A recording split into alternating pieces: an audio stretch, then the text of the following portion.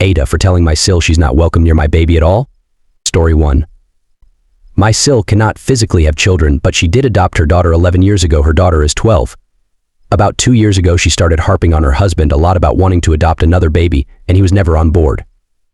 It wasn't too long after she started expressing her desire to adopt another baby that I fell pregnant. At first, my SIL just didn't say much of anything to me, but when I was around 5 months old, she really started F-king with me. She started inviting me over all the time, and often put it in my head that I wasn't capable of taking care of a child because I have a history of depression. She was just constantly saying, "I'm worried about you," or "I fear you will have postpartum psychosis."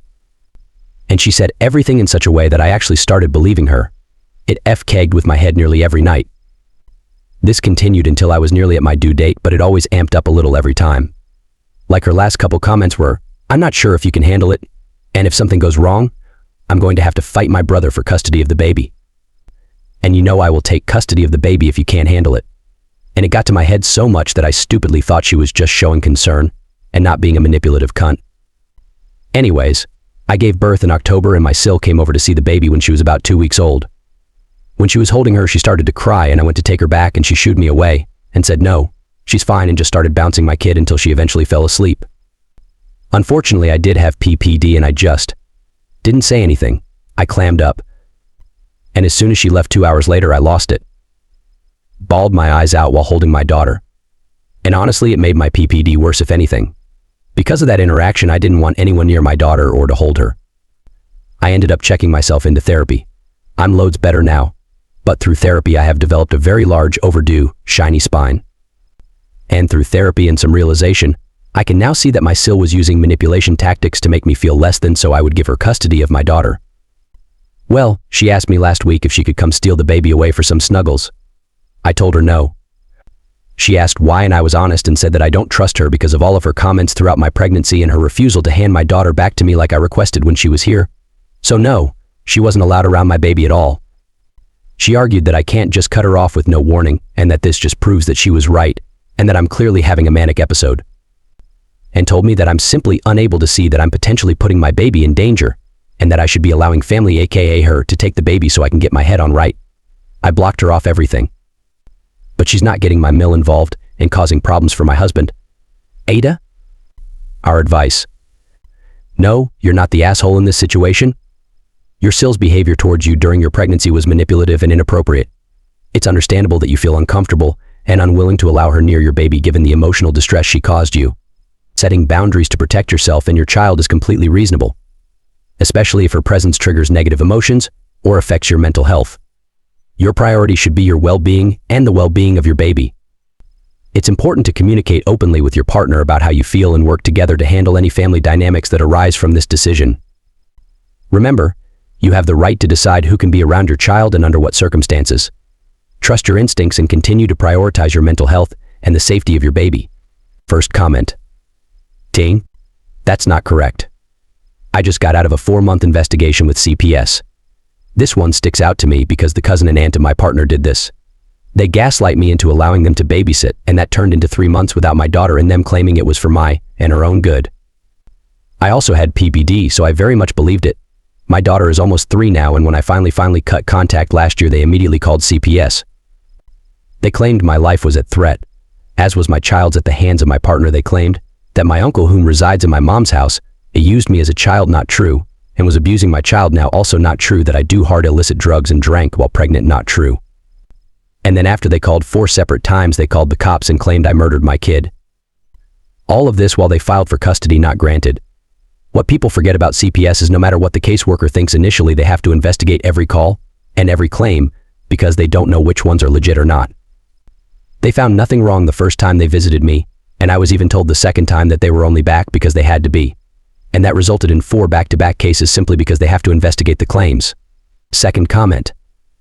NTA SIL needs to apologize and acknowledge that she was basically threatening to take custody of your child. She tried putting fears into you about PPD and psychosis, and it probably made your PPD worse by wondering if SIL was right. Then she didn't give the baby back, which is kind of what she threatened to do while you were pregnant.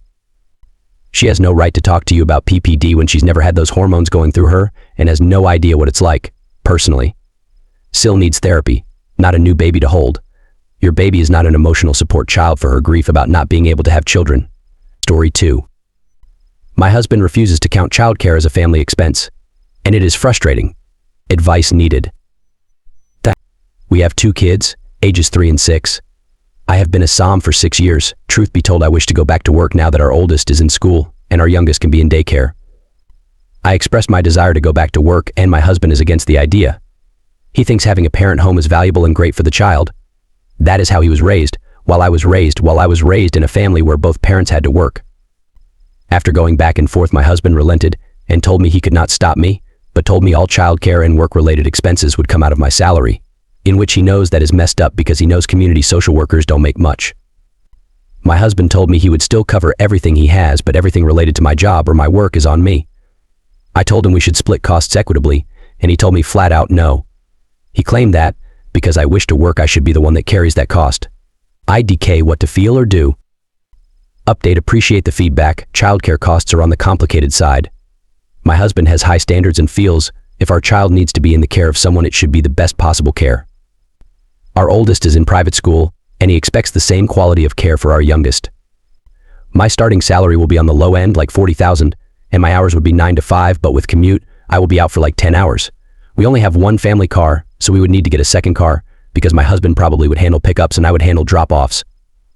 The places my husband likes are on the high end, like $19,000 to $24,000 a year, not counting other expenses associated with daycare.